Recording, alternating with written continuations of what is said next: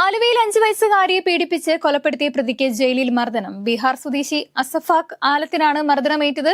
ഇന്നലെ സഹതടവുകാരനുമായാണ് അസഫാഖ് അടിയുണ്ടാക്കിയത്. സഹതടവുകാരൻ രഹിലാൽ സ്പൂൺ ഉപയോഗിച്ച് തലയിൽ അടിച്ചതിനെ തുടർന്ന് പരിക്കേറ്റ അസഫാഖിനെ ആശുപത്രിയിലെ ചികിത്സയ്ക്ക് ശേഷം സെല്ലിലടച്ചു.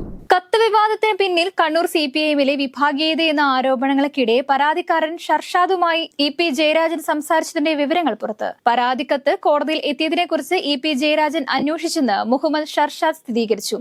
MV ഗോവിന്ദനെ പുകഴ്ത്തി മുഹമ്മദ് ഷർഷാദ് നേതാക്കൾക്ക് അയച്ച കത്തും പുറത്തുവിട്ടു. തിരഞ്ഞെടുപ്പ് കമ്മീഷനെതിരെയുള്ള തന്റെ വിമർശനം ശക്തമാക്കിയ ലോക്സഭാ പ്രതിപക്ഷ നേതാവ് രാഹുൽ ഗാന്ധി.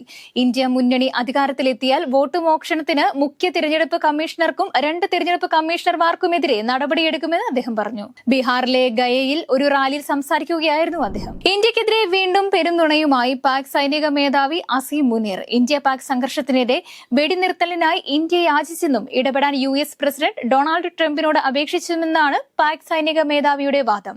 ബെൽജിയത്തിലെ ബ്രസൽസിൽ പാക് പ്രവാസികളെ അഭിസംബോധന ചെയ്യുമ്പോഴായിരുന്നു അദ്ദേഹത്തിന്റെ പ്രസ്താവന.